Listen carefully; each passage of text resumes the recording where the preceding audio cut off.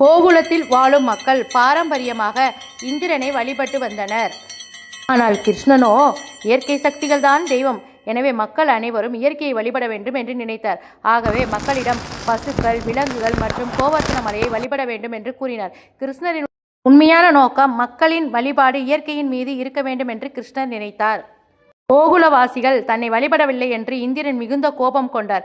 இந்திரன் கோகுலத்தில் பெரும் மழை பொழியச் செய்தார். மக்கள் மிகவும் துன்பப்பட்டனர்.